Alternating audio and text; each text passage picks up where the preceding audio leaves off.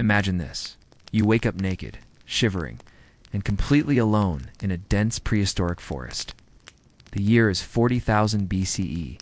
There's no shelter, no food, no water bottle, no smartphone to call for help. Just you, your modern brain, and the brutal reality that 99% of humans who ever lived this way are now dead.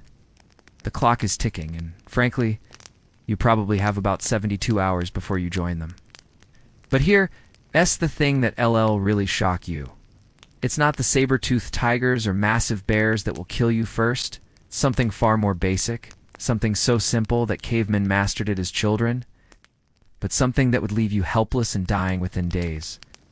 What I'm about to show you will completely change how you think about survival, human evolution, and just how incredibly soft our modern lifestyle has made us. You're awake. First thing that hits you isn't the fear, it's the cold. Not the kind of cold you experience when your heating bill is too high, but the bone-deep, life-threatening cold that your ancestors faced every single day. Within minutes, your core body temperature starts dropping. And here's where your modern lifestyle becomes your death sentence. Your skin, pampered by hot showers, moisturizers, and climate-controlled environments, immediately begins to crack and bleed against rough bark and stones. Those calloused hands that cavemen developed from childhood, you don't have them? Your feet protected by shoes since you could walk, are now stepping on thorns, rocks, and debris that would have cavemen barely flinching but for you. Each step is agony. But here's the brutal truth that most people do unrealize. Your body has forgotten how to generate heat efficiently. Cavemen had what scientists call non-shivering thermogenesis, the ability to produce heat without the violent shaking that wastes precious energy. Their bodies could literally burn fat to stay warm. Your body, it panics, starts shivering uncontrollably, which actually makes you colder because you're burning through your limited energy reserves. Within the first hour, you're already experiencing the early stages of hypothermia. Your fingers and toes go numb first, not just uncomfortable, but genuinely losing feeling. This isn't just about being cold. Your body is literally shutting down blood flow to your extremities to keep your vital organs warm. Cavemen had adapted circulation systems that could maintain blood flow to their hands and feet, even in freezing conditions. Why? Because they needed those hands to make tools, start fires, and hunt for food. Numb hands meant death. Your modern cardiovascular system, weakened by sedentary living and processed foods, simply can't cope with this demand. While a caveman's heart could pump efficiently even in extreme cold, yours is already struggling. The combination of cold stress and physical exertion is putting strain on a heart that is used to nothing more challenging than walking to your car. By hour 2, your body is entering full survival mode, but not the kind that helps you survive, the kind that reveals just how unprepared you really are. Your muscles, accustomed to gym machines and controlled movements, are now screaming in pain from the constant tension of trying to stay warm and navigate rough terrain. Here's something that would shock you.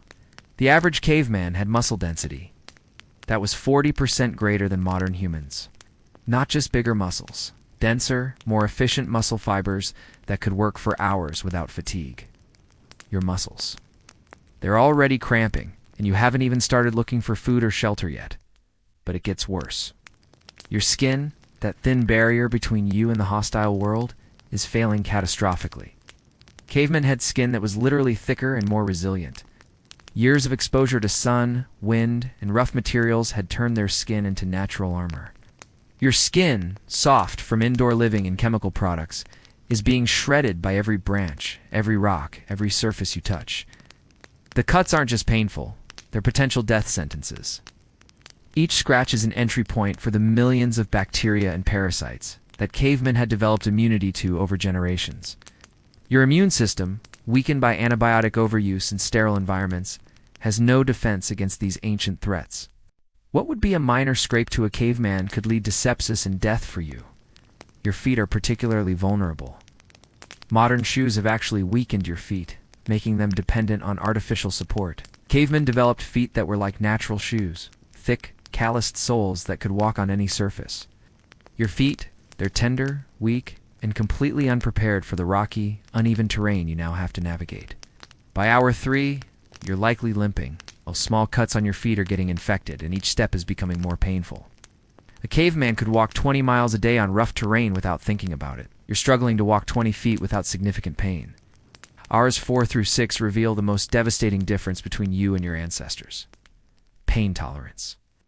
Cavemen didn't just endure more pain. Their brains were literally wired differently. They had developed what scientists call pain adaptation, the ability to function normally even when experiencing what you would consider unbearable discomfort. Your brain, conditioned by a lifetime of pain medication and comfort, interprets every sensation as a crisis. That cut on your hand, your brain is treating it like a major injury. It's flooding your system with stress hormones that actually make you weaker and less capable of rational thought. A caveman's brain would categorize the same injury as minor and continue functioning normally. But here's the real kicker. Your pain response is actually making you more vulnerable. When you're in pain, your attention becomes completely focused on that discomfort. You're not scanning for threats, not looking for resources, not thinking strategically about survival. You're just hurting. This tunnel vision would have gotten cavemen killed immediately, which is why evolution weeded out humans who couldn't handle pain effectively. Ow. Your posture is also betraying you.